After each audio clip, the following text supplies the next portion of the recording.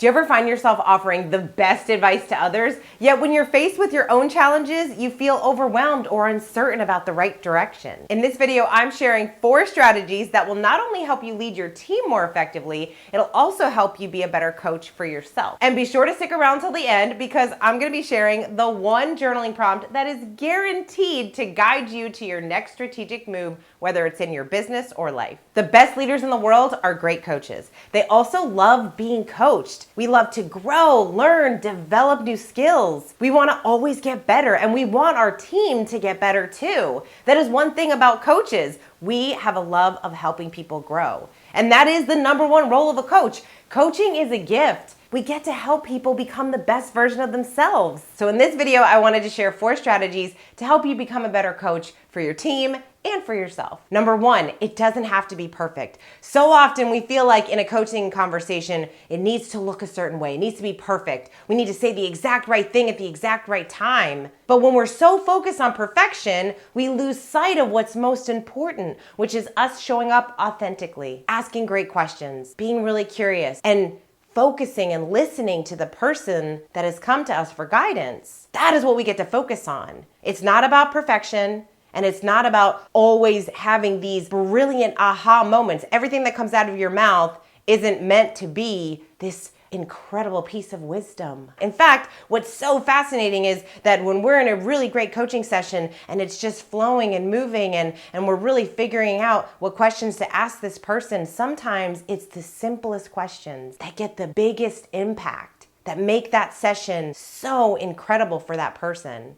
In fact, one of the coaches that I get to work with, he called me up and said, "Oh my gosh, I just had the most incredible coaching call, but I probably asked 2 questions the entire 50 minutes we were on a call. But they had these really great epiphanies because those were the 2 questions that this person really needed to hear." So it wasn't about perfection. It's about the person that we're in front of and what we can do to guide them to take that next step, whatever that is for them. #2, be curious. Now that we know our sessions do not have to be perfect, nor are they ever going to be perfect, we get to focus on being curious. What does that look like? That means we're really listening. We're listening to what the person is saying. We're listening to what the person is not saying. We have to take in all of the data that we're getting from this person and be really curious. When we are very curious and we're very intent on listening and supporting this person, then #3 is ask great questions.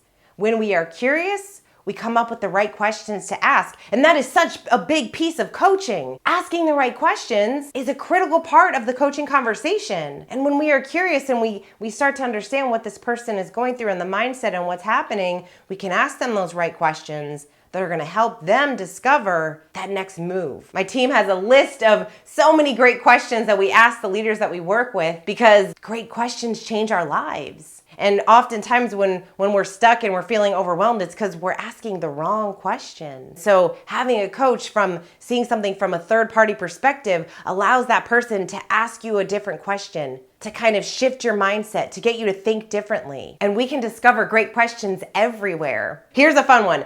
There's a lot of us when we're talking to people or even in our own minds, when we get into that place of, what should I do? There's a lot of what should I do? And when we think about what should I do, automatically we're kind of thinking there's a right or wrong way to go. There's either this or that, and this one's right and this one's wrong. It feels like a little boxed in, a little stuck. The other day I was reading a great book by Jonah Berger called Magic Words. And in one of the chapters, he was kind of giving a reframe of should. And he said, instead of asking, what should I do? The question is, what could I do? Doesn't that already feel different? The energy of could versus should just feels different. And what he was talking about was that it opens up our creativity. When we think about should and we're so focused on right or wrong, or we're focused on it has to be a certain direction, could unlocks our creativity. It's like, oh, what could I do? And automatically it feels different, and it almost feels like we're allowing ourselves to come up with new solutions, different opportunities that we weren't really feeling when we were boxed in with should. So I love this idea of, instead of asking what should I do, what could I do? And now you're creating this list that you might not have come out with otherwise. Great questions change our lives. And sometimes we need somebody else's perspective to ask us these questions. And if you're coaching yourself on this, This is another thing that's awesome. We can find great questions everywhere in books and articles, and we can Google things. And there's so many lists. People have so many lists of questions that we can ask ourselves to change our lives. And so we get to take some of those questions and journal about them.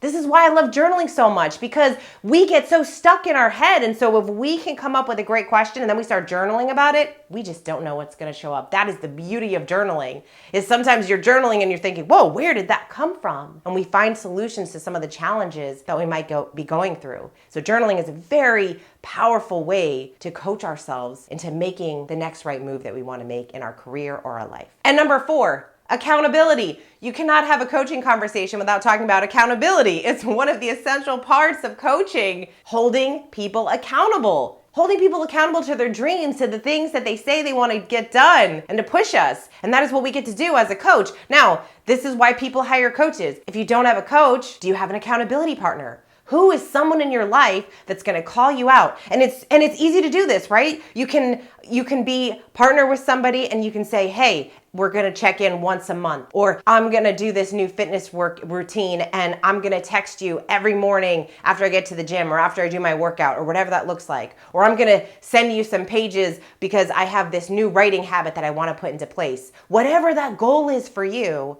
have that person and then set an actual time frame in which you're going to meet, or you're going to show them something, you're going to validate that you did an activity or whatever it is that you said you wanted to do. And so this is what's so exciting, is that we get to work with other people. This is why people hire coaches. So if you're trying to hold yourself accountable, how's that working for you? Are you really holding yourself accountable? Because I know way too many of us, we put something on the calendar, we write things down, we say we're going to do it.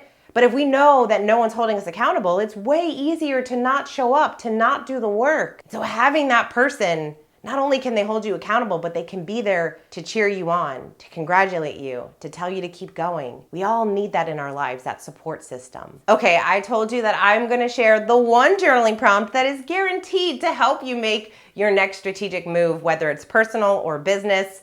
And here's what it is. What do you really want? What do you really want? What a simple and powerful question. It's so powerful because oftentimes when we get overwhelmed or when we're feeling like we don't know the next direction we should take, a lot of it has to do with clarity and focus.